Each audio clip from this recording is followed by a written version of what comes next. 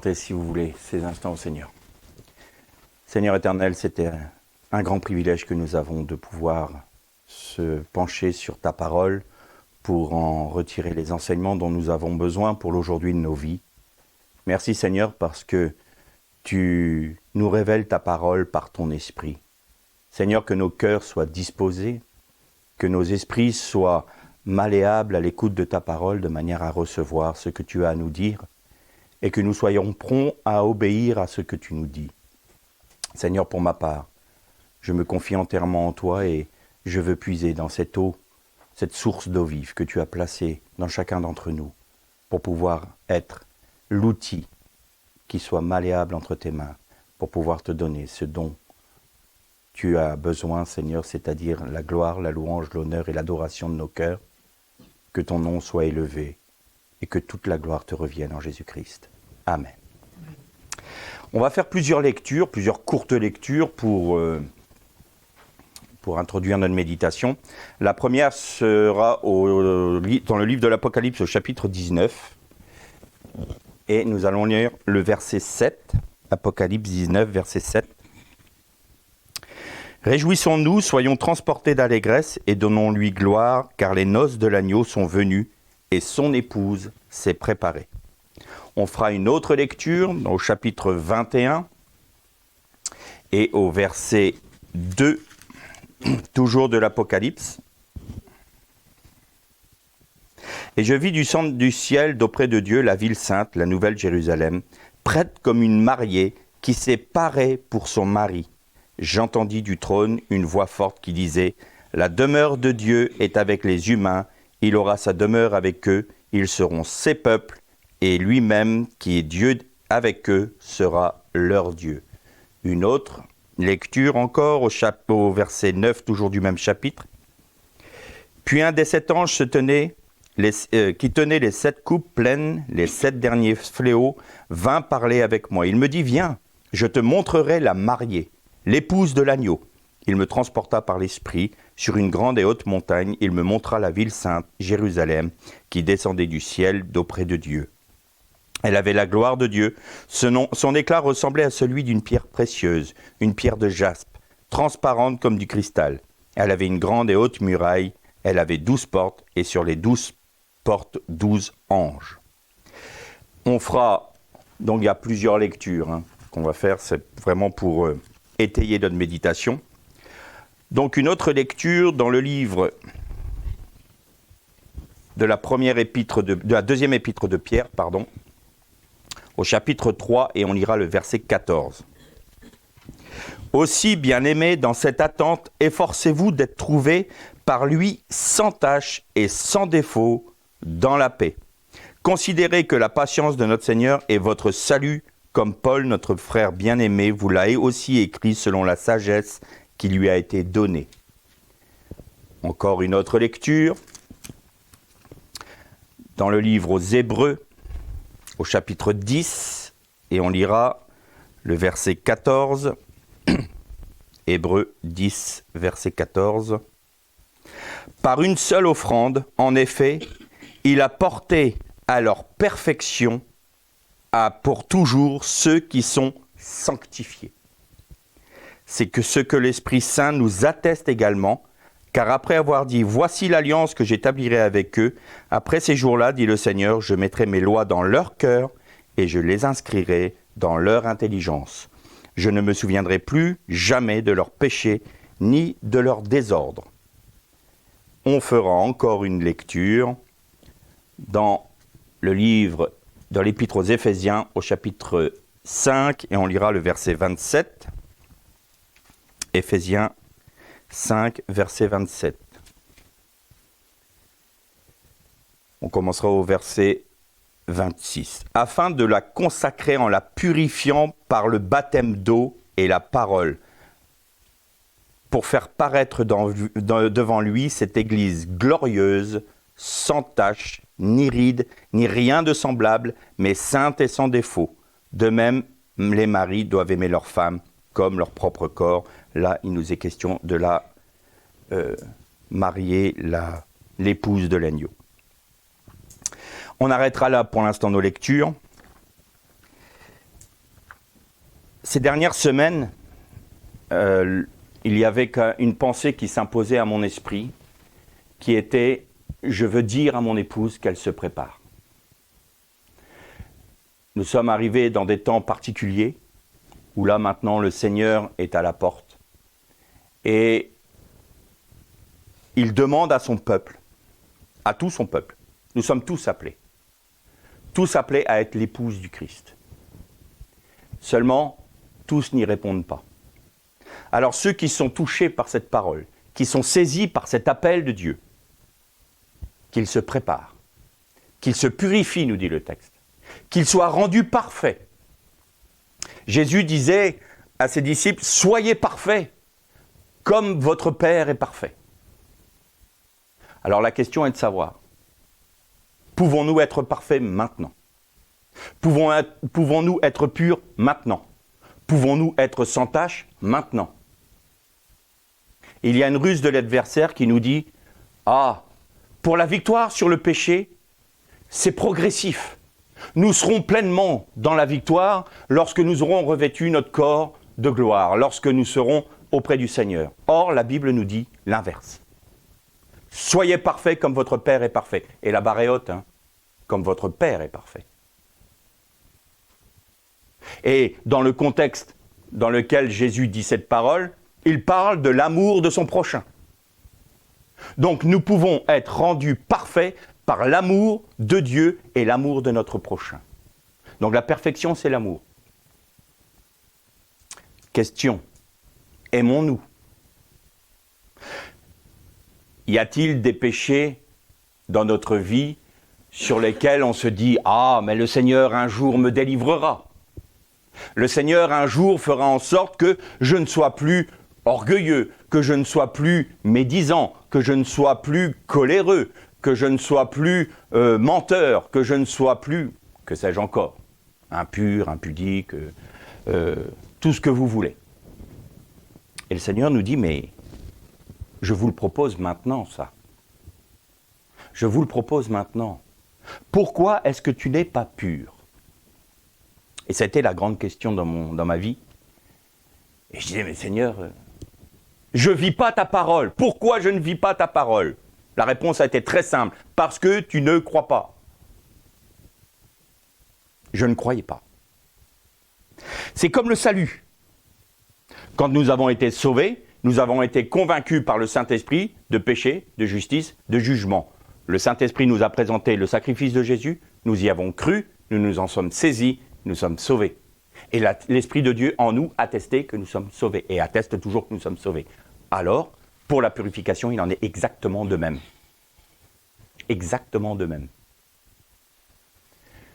Est-ce qu'on est prêt maintenant, là, au moment où on est en train de se parler, de dire à Dieu, j'obéis à ton commandement qui est, je veux être parfait comme mon Père est parfait, comme mon Père céleste est parfait. Alors, qu'est-ce que ça veut dire concrètement ? Parce que c'est bien de dire qu'il faut être parfait, mais comment est-ce qu'on y arrive ? C'est comme pour le salut. Croire que c'est une progression, c'est un mensonge de l'ennemi. Croire qu'on sera un jour délivré de telle ou telle faille dans notre vie que l'on a discernée, c'est un mensonge. Il faut que l'on prenne une décision ferme, comme pour le salut. Seigneur, je me dépouille de mon vieux vêtement maintenant. Et je te demande pardon maintenant parce que je n'ai pas cru ta parole. Je n'ai pas cru que je pouvais être parfait maintenant. Je n'ai pas cru que je pouvais être pur maintenant. Je n'ai pas cru à ton sacrifice. J'ai diminué la valeur de ton sacrifice. Si nous diminuons la valeur du sacrifice de Jésus pour notre purification, alors notre salut n'est pas certain non plus. Si nous sommes capables de croire au salut en Jésus-Christ, nous sommes capables de croire à la purification, à la sanctification et à la sainteté que nous avons en lui. Je puis tout par Jésus-Christ qui me fortifie, disait Paul. Je puis tout. Alors, mais Seigneur, il y a ça dans ma vie, je ne peux pas. C'est un mensonge. Ça, c'est l'ennemi qui essaie de nous maintenir dans une position de défaite, Et comme nous sommes dans une position de défaite et que nous voyons se manifester en nous le péché, nous sommes sous l'autorité d'un esprit d'accusation qui nous fait nous arrêter. Nous nous préoccupons seulement de nous-mêmes et nous ne pouvons pas nous occuper des choses et de l'œuvre de Dieu parce que nous sommes préoccupés par notre sanctification. Or, la sanctification s'obtient par la foi. Christ est notre sanctification. Nous sommes sanctifiés dans la mesure où nous demeurons en Christ. Nous sommes purifiés dans la mesure où nous vivons en Christ. Nous sommes rendus parfaits dans la mesure où nous demeurons dans la perfection du Christ. Et ça, c'est un choix que nous faisons maintenant. C'est pas la peine de se dire « Ah, mais un jour, je serai... » Non, c'est maintenant, tout de suite.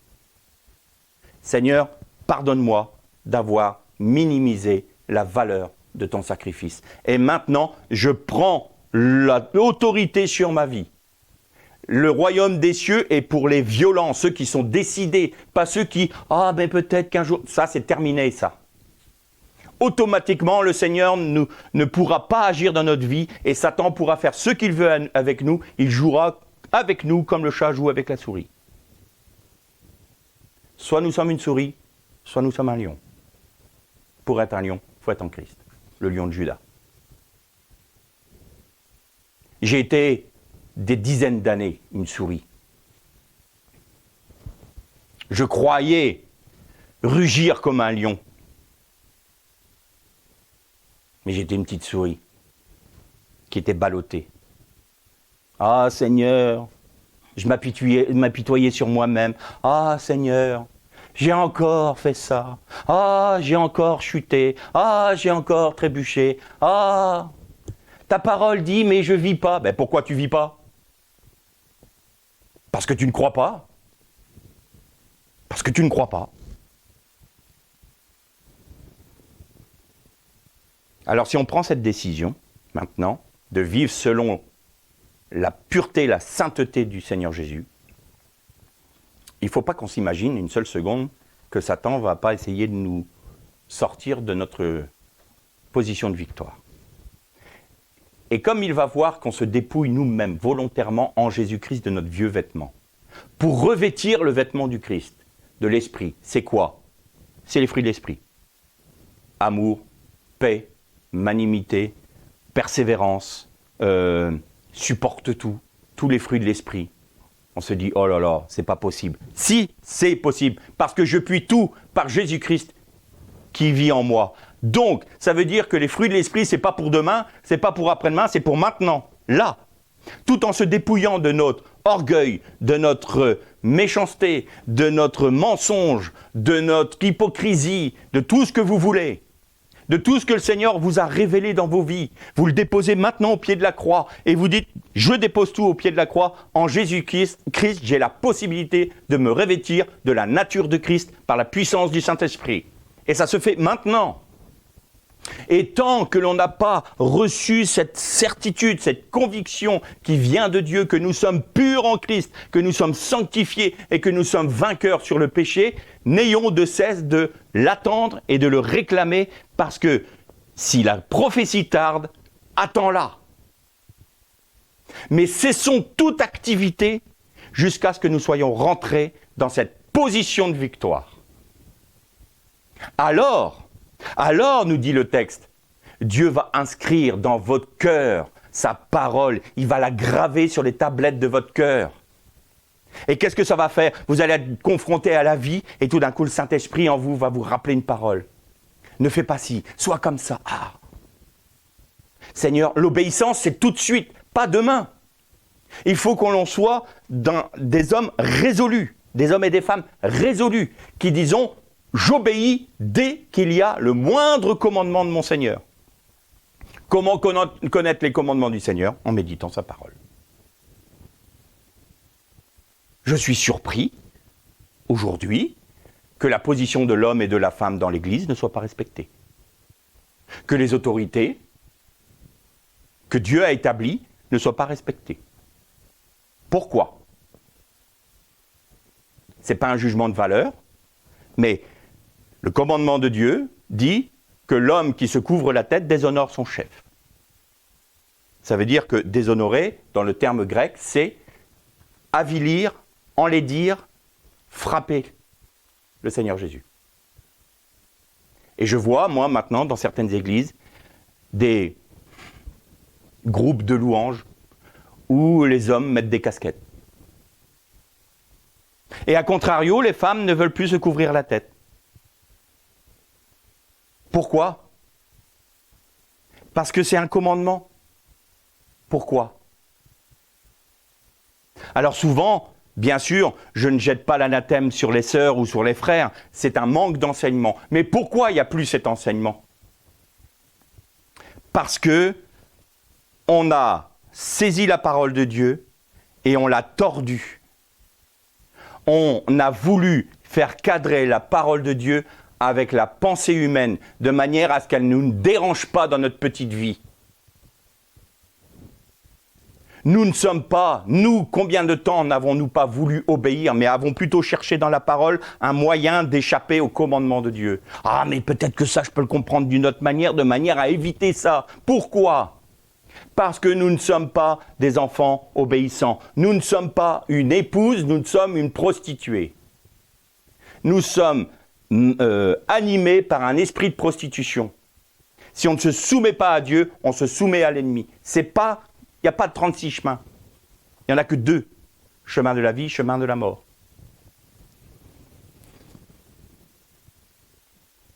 Alors on se préoccupe de nous, on se préoccupe de nous-mêmes. On demande au Seigneur d'agir pour qu'il nous délivre, pour qu'il nous libère, mais on ne se préoccupe pas de lui. On ne se prépare pas à la rencontre de notre Seigneur. On se dit, Seigneur, je veux travailler pour toi, je veux œuvrer pour toi. C'est comme si un bûcheron n'aiguisait pas sa hache, ne prenait pas le temps d'aiguiser sa hache pour abattre les arbres. Et il disait, oh, je n'ai pas besoin d'aiguiser ma hache, j'ai tout ce tas de bois à faire, voilà, je ne vais pas l'aiguiser. Un mauvais outil fera un mauvais travail. Le Seigneur, c'est pas qu'il ne veut pas nous utiliser, c'est qu'il ne peut pas nous utiliser parce que nous ne nous laissons pas façonner par lui. Combien de fois nous sommes entre les mains de Dieu un outil inutile, un outil dont il ne peut pas se servir parce qu'il ne se laisse pas affûter ou être rendu propre au travail qu'il doit faire. Et on passe à côté de notre vocation. Alors, est-ce que nous voulons être purs ? Est-ce que nous voulons nous préparer, telle une épouse, sans rides, sans taches, telle une épouse qui se prépare à la rencontre de son Seigneur et qui dit, Seigneur, maintenant, je prends la résolution de porter ma croix.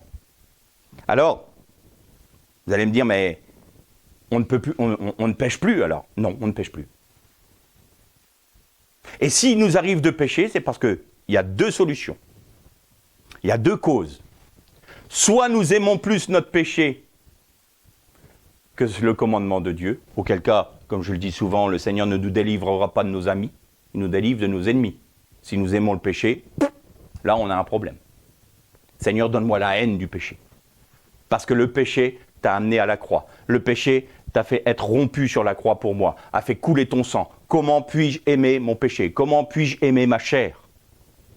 Alors qu'elle t'a amené sur le bois de la croix et à être rendu maudit pour ton peuple, et à tel point que même ton peuple d'Israël ne te reconnaît plus. C'est ça que ça a coûté. Et la séparation d'avec son père. Père, pourquoi m'as-tu abandonné ? Ça, tout péché dans notre vie a conduit à ça. Comment pouvons-nous l'aimer en se disant enfant de Dieu ? Donc celui qui a de l'affection pour son péché a un problème spirituel. Et il doit être réglé à la croix immédiatement. Et la deuxième chose, c'est qu'on n'a pas cru. Si nous succombons à la tentation, c'est que nous ne croyons pas que Jésus peut nous rendre vainqueurs et plus que vainqueurs. Quand la tentation vient, tout de suite, Seigneur, je me confie en toi. Seigneur, par ta vie, je suis victorieux. Par ta grâce seule.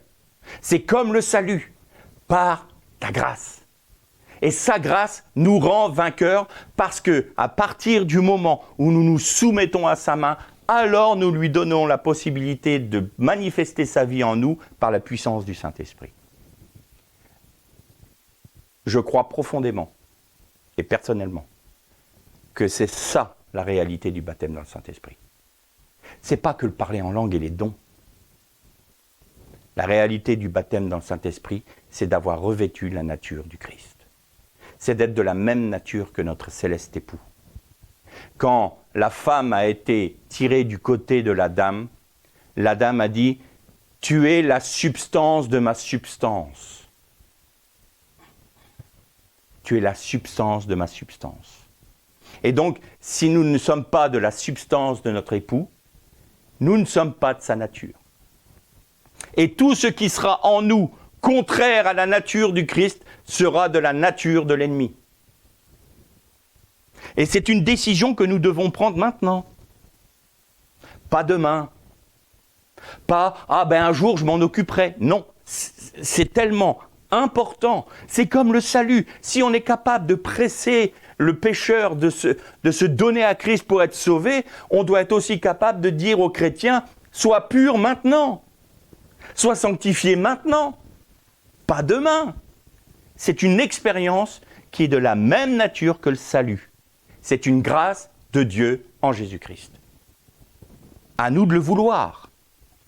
Et ne pas succomber aux sirènes de l'ennemi qui nous disent « Oh, quand même, regarde, hein, quand tu vois ça dans ta vie, tu ne peux pas dire quand même que tu vas être vainqueur. C'est pas possible. » Tout ça, c'est des mensonges. Tout ça, c'est l'ennemi qui essaye de dire « Ah, sors de cette position, parce que là, maintenant, vous faites peur à l'ennemi. » Une âme qui est soumise à Christ, de cette manière-là, qui prend la volonté ferme de se dépouiller pour revêtir Christ, ça fait trembler l'ennemi. Et il fera tout pour nous faire sortir de cette position. Alors, il y en a certains qui, croyant devoir être saints, purs, sans tache, vont essayer par eux-mêmes de rentrer dans cette réalité-là, et on va arriver dans une forme d'austérité. Ah, je suis austère, très austère. Ça, la chair raffole de ça. L'austérité, c'est excusez-moi le terme, du pain béni pour notre chair. Pourquoi ? Parce que l'austérité fait que la chair va se manifester, va se glorifier dans notre austérité. Vous avez vu comment je suis saint et sanctifié. La Bible nous parle de sobriété, pas d'austérité. Quoi que vous fassiez, que vous mangiez, que vous buviez, que vous travailliez, que vous dormiez, que vous parliez, faites tout pour la gloire de Dieu. Tout pour la gloire de Dieu. En tant qu'épouse, nous sommes là pour glorifier, pour honorer, pour élever le nom de notre époux. Quand je parle, quand je mange, quand je travaille, quand je vaque à mes occupations, quand je suis dans mon moment où je me repose, dans les moments où j'ai mes loisirs, tout pour la gloire de Dieu. Le Seigneur me dit, non, tu ne vas pas faire cela, tu prends un temps d'intercession avec moi. Tout de suite, l'obéissance. Parce que la désobéissance est semblable à l'évocation des morts. C'est de la sorcellerie. C'est au même niveau. La désobéissance est au même niveau que la sorcellerie. Vous imaginez ? Et là, quand le Seigneur nous demande quelque chose, tout de suite on obéit. Tout de suite, nous sommes une épouse soumise. Pourquoi le couple aujourd'hui est l'image de Dieu, en fait ? Pourquoi y a-t-il tant de division entre l'homme et la femme ? Pourquoi y a-t-il tant de querelles entre les hommes et les femmes ? Simplement parce que l'ennemi veut détruire l'image de Dieu. Parce qu'il veut détruire l'image de la pureté d'une épouse qui se soumet à l'autorité spirituelle de son époux. Et ainsi, quand ça arrive dans l'Église, eh bien on incite l'Église à ne pas être soumise à l'autorité de son céleste époux. Et pendant ce temps-là, eh bien, il y a des œuvres charnelles qui se font dans l'Église. Et pourquoi il y a des œuvres charnelles qui se font dans l'Église ? Parce que la prédication de la purification et de la sanctification n'est plus prêchée. Nous allons dans les églises pour dire « faites-vous du bien ». Nous allons dans les églises pour dire « vous allez avoir des grâces, vous allez être bénis, vous allez être guéris, vous allez être délivrés ». Vous. Jamais Jésus. Jamais. Qu'est-ce qui peut satisfaire le cœur de Jésus ? Rien.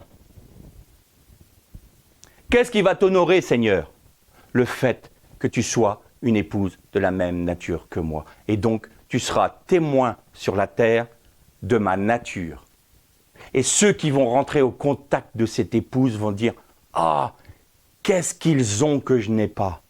Cette nature divine, cette nature du Christ, qui est là, qui aime, qui est patient, qui est magnanime, qui ne s'enfle pas d'orgueil, qui n'est pas envieux, qui n'essaye pas de se glorifier elle-même, mais qui fait tout pour glorifier son époux. Une épouse sans rides, sans tache, pure et sainte, telle que le Seigneur veut la voir. Que mon épouse se prépare à ma rencontre. Est-ce que nous le voulons? Est-ce que nous prenons cette décision? Est-ce que maintenant nous disons, Seigneur, j'ai été une épouse impure et je veux être une épouse pure. Je prends cette décision ferme, résolue, tout comme quand je t'ai donné ma vie et que tu m'as sauvé. Eh bien maintenant, je te donne ma vie pour être purifié. Je veux expérimenter la purification, la sanctification. Parce que c'est une personne, c'est ta nature. Et alors, si vous le voulez, on va prendre l'exemple de Rivka, Rebecca, Yitzhak. C'est typologiquement le Christ et son épouse. Et en gardant cette typologie-là, on voit le père, Abraham, qui envoie son serviteur, l'Esprit. Va chercher une épouse pour mon fils. Va dans ma famille, dans ma patrie, chercher une épouse pour mon fils. Et c'est le Saint-Esprit qui vient pour chercher parmi les hommes, sur la base du sacrifice de Jésus-Christ qui nous rattache aux promesses d'Abraham en Israël. Eh bien, le Saint-Esprit va chercher une épouse pour son fils. Une épouse, pas une concubine, une épouse. Et quand vous voyez que Rivka arrive à la source, il nous est dit qu'elle vient avec une cruche à la source. Source en hébreu, c'est ayin. Ayin. Et ayin veut dire un œil aussi. Et donc, quand vous buvez de cette source-là, quand vous buvez de la source du Saint-Esprit, quand vous buvez pour que le Saint-Esprit prenne toute son ampleur en vous de manière à manifester la vie du Christ, qu'est-ce qui se passe? Vous voyez. Vous voyez ce qui n'est pas selon le cœur de Dieu dans votre vie. Vous voyez ce qui va satisfaire le cœur de Dieu. Et alors vous vous obéissez tout de suite. Je te donne tout de suite à boire, dit-elle. On se soumet immédiatement au Saint-Esprit. Ça, c'est pas selon ton cœur, mais je ne m'en rendais pas compte, Seigneur. À la lecture de ta parole, je réalise que ma pensée, que mes actions ne sont pas conformes à ta parole. Je me corrige tout de suite. Ah bah Seigneur, un jour je serai... Non, non, on se corrige tout de suite. Seigneur, par ta grâce, j'obéis. Nous savons que nous ne sommes pas capables d'obéir par nous-mêmes. Nous savons que nous ne sommes pas capables d'être sanctifiés par nous-mêmes. Ça c'est un fait acquis. Mais est-ce que nous voulons être sanctifiés?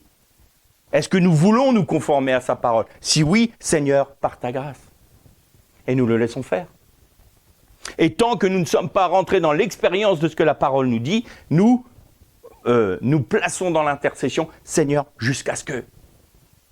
Parce qu'il y a peut-être des précisions que tu veux me donner.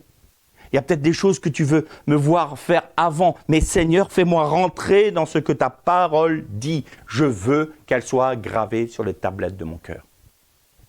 Parce que cette parole qui est là devant nos yeux se gravera sur nos cœurs dans la mesure où nous obéissons. Dans la mesure où nous acceptons d'obéir à ses commandements par la grâce en Jésus-Christ. Alors elle se grave en nous et elle ne peut plus être oubliée. Elle est marquée au fer sur nos cœurs.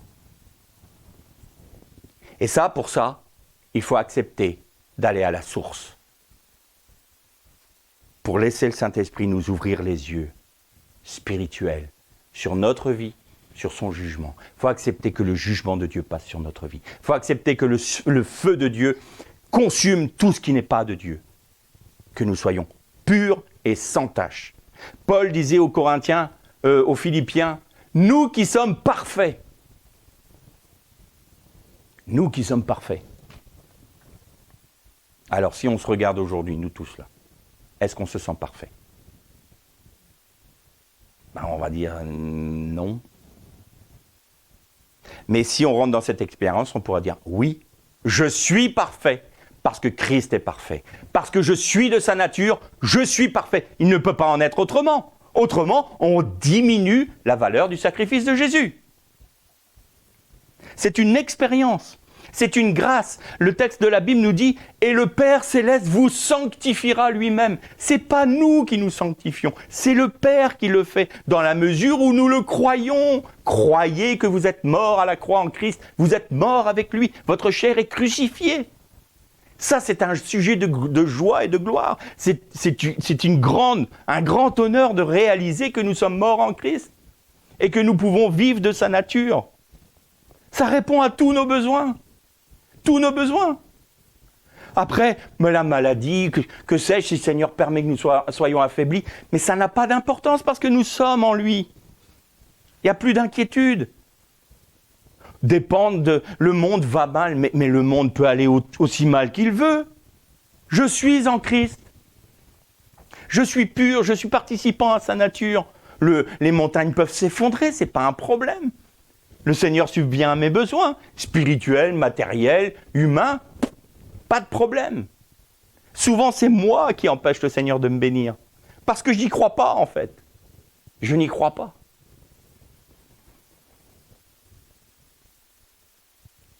Et le mot cruche de Rivka, c'est kad en hébreu.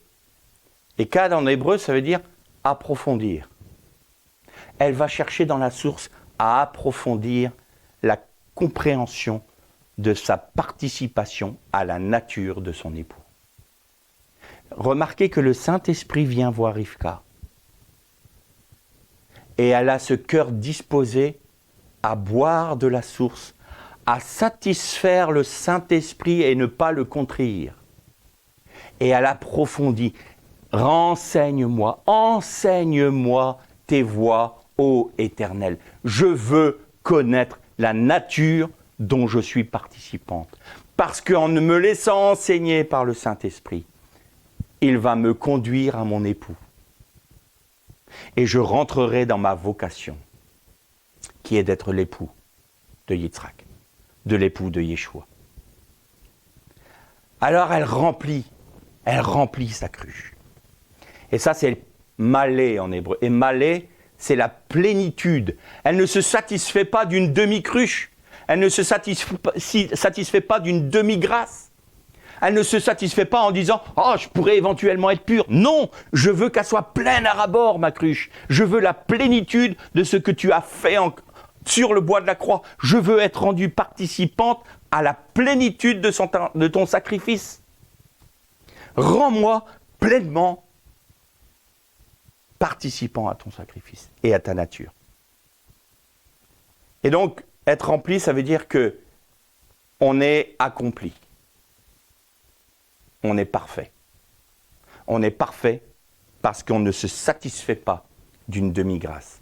On veut rentrer pleinement dans la grâce de Dieu, dans tous ses aspects.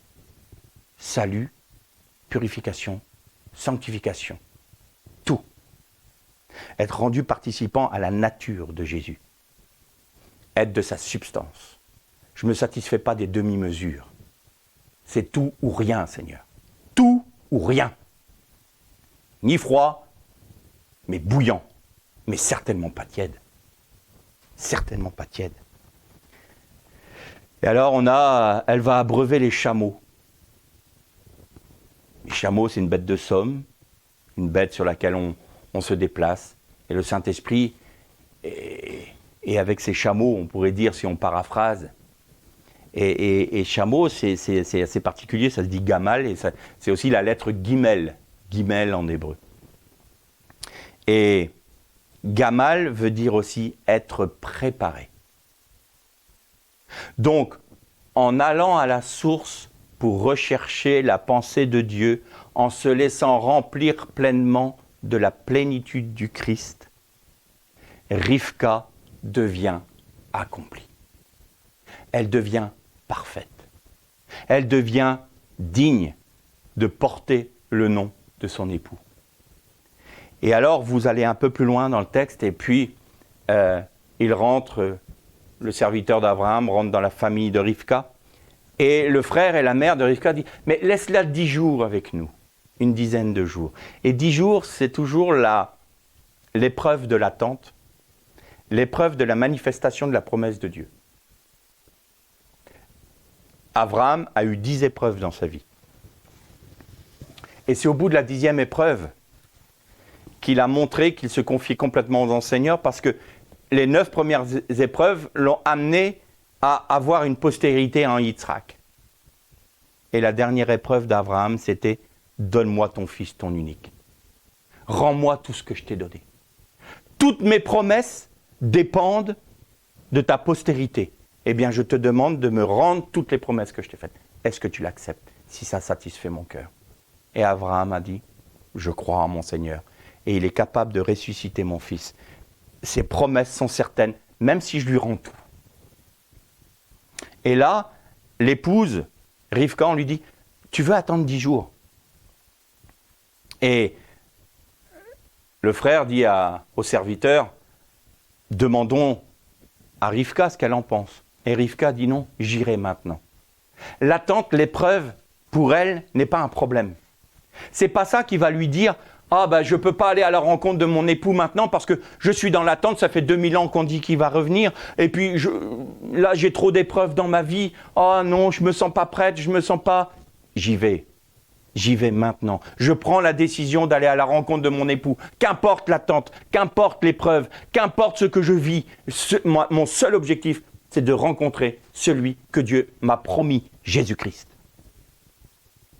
C'est une âme qui est uniquement attachée à son époux et aller à la rencontre de son époux. Et là arrive ce temps merveilleux où ils arrivent dans la contrée d'Israël et au loin, elle voit Yitzhak. Elle demande au serviteur « Qui est cet homme qui vient à notre rencontre ?» Et le Saint-Esprit lui dit « C'est ton époux. » Le serviteur, c'est ton époux. Alors que fait Rivka ? Elle se couvre la tête. Elle voile sa gloire pour laisser celle de son époux plus éclatant. Elle veut que la gloire de son époux soit plus manifeste que la sienne. Elle se couvre pour couvrir sa gloire. Il est dit que la chevelure pour la femme est une gloire pour la femme, mais que la femme est la gloire de l'homme. Quand la femme se voile dans l'Église, elle voile sa propre gloire, elle voile la gloire de son mari pour que celle du Messie soit plus éclatante. Et c'est ce qui a fait Rivka. Je me soumets. Oh Seigneur, je me soumets. Tu es mon céleste époux. Alors, il est loin encore. Elle ne le reconnaît pas. Elle a l'intuition. Ça ne serait pas mon époux ? Qui est cette... Seigneur, Saint-Esprit, c'est bien mon époux ? Oui, c'est ton époux. Elle ne le voit pas bien encore. Mais plus elle avance, plus elle ne va pas rester dans cette position de dire « Oh, ben, je vais attendre, je ne sais pas, je suis trop dans l'épreuve, je suis trop ceci, je suis trop cela. » Elle continue à avancer. Et là, elle voit son époux face à face. Et la Bible nous dit, et Yitzhak prit Rivka et la conduisit dans la tente de Sarah. C'est-à-dire que Rivka est devenue la mère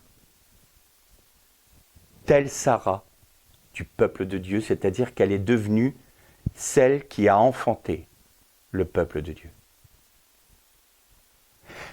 L'Église pure, sans tache, l'épouse pure, sans tache, est celle qui va enfanter le royaume de Dieu.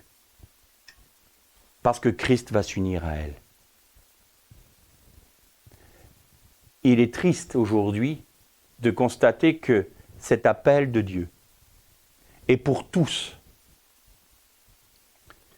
On pense que l'œuvre que nous devons accomplir pour Dieu ici-bas, c'est d'amener les âmes au salut. C'est vrai. Mais c'est plus que ça.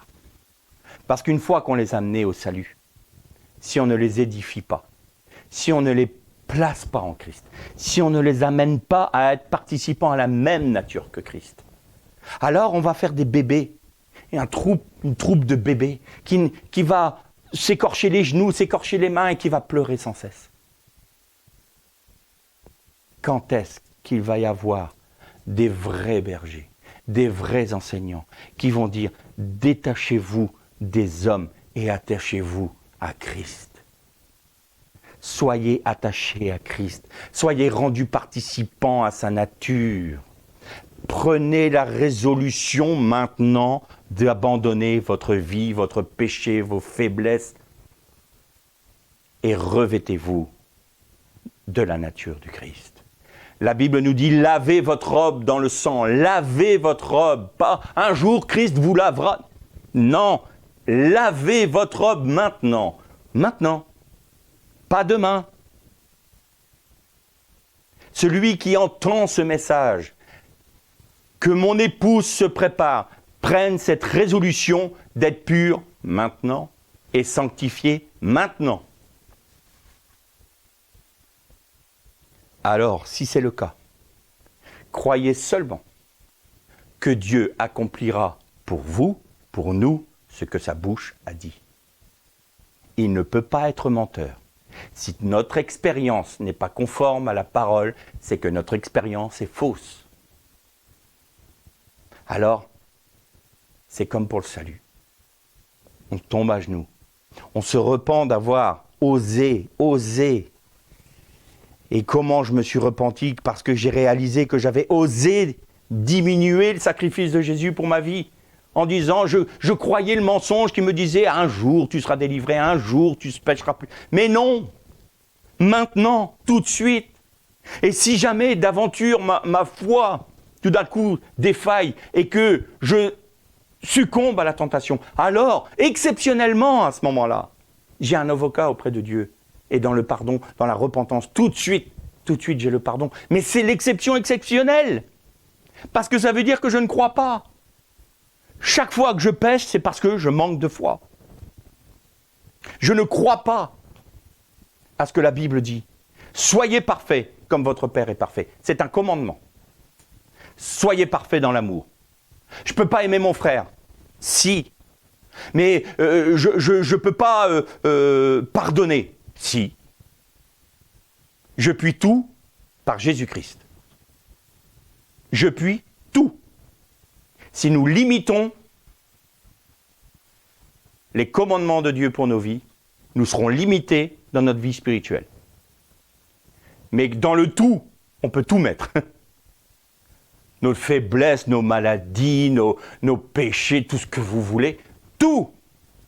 Tout doit être laissé à la croix. Tout doit être abandonné. Nous prenons la résolution de tout abandonner dans les mains du Christ. Et Seigneur, maintenant, par ta grâce et par la puissance de ton esprit, revêt-moi. Et alors, à ce moment-là, quand Jésus a été revêtu du Saint-Esprit, qu'est-ce qui s'est passé tout de suite? Il a été amené au désert par le Saint-Esprit. Il a été à la confrontation de l'ennemi tout de suite. Parce qu'on réalise une chose à ce moment-là. C'est que ce n'est pas les petits problèmes humains c'est pas la chair et le sang, notre combat. C'est les principautés, c'est les esprits. Et alors les esprits vont nous amener à douter de ce que Dieu dit. Dieu a-t-il réellement dit? Mais tu dis que tu vas être vainqueur sur ton péché, mais allez, c'est une belle fable, ça, c'est joli ce qu'il est en train de dire ce gars-là. Hein. Dieu a-t-il réellement dit? Ben oui, Dieu a dit. Alors je crois ce que Dieu a dit. Mais tu le vis pas, je m'en moque. Je m'en moque, Seigneur, c'est ta partie, ça. C'est toi qui me sanctifie, c'est toi qui me purifie. Moi, je ne me préoccupe pas. Ta parole a dit, point, je reste là-dessus. Et à chaque fois que Satan a utilisé la parole de Dieu pour la tordre, pour amener Jésus dans une position de défaite, Jésus a toujours rétabli la parole. Il est écrit. Il est écrit. Alors nous disons à Satan et aux esprits, aux principautés, il est écrit pour ma vie. Il est écrit, soyez parfaits comme votre Père est parfait. Nous qui sommes parfaits, je vous purifie maintenant, pas vous serez un jour purifiés. Je suis purifié, je suis sanctifié, parce que je participe à la nature du Christ. Et là, il ne vous reste plus que la joie, la paix, le repos, parce que tout est accompli en Christ. Et il n'y a plus que le bonheur pour nous. Plus d'inquiétude, plus de questions qui se posent à nous. Et à chaque fois que le Seigneur va nous montrer quelque chose qui n'est pas pur dans notre vie par sa parole, par la méditation de sa parole, on dit tout de suite, j'obéis Seigneur, tout de suite, par ta grâce, par ta grâce. J'abandonne ça, j'accepte. J'obéis. Une épouse soumise. Une épouse qui voile sa gloire. Une épouse qui dit « Oh Seigneur, je participe à ta nature et je veux porter le fruit de notre union, ton royaume. » Vous imaginez l'harmonie qui revient à ce moment-là? Vous imaginez la somme de problèmes que les chrétiens ont dans leur vie qui est résolue par le simple fait de croire que Christ nous purifie de tout péché et de toute faiblesse. Il ne reste plus que la louange et l'adoration. Alors, commençons par notre repentance si on réalise qu'on a diminué le sacrifice de Jésus pour nos vies. Abandonnons notre vieux vêtement et revêtons la nature de Christ. Et n'oublions jamais l'adoration, les remerciements, la louange qui lui est due, parce que ça encore, c'est une grâce et un cadeau qu'il nous fait en Jésus-Christ, tout comme le salut, la purification est une grâce. L'Erle Shalom.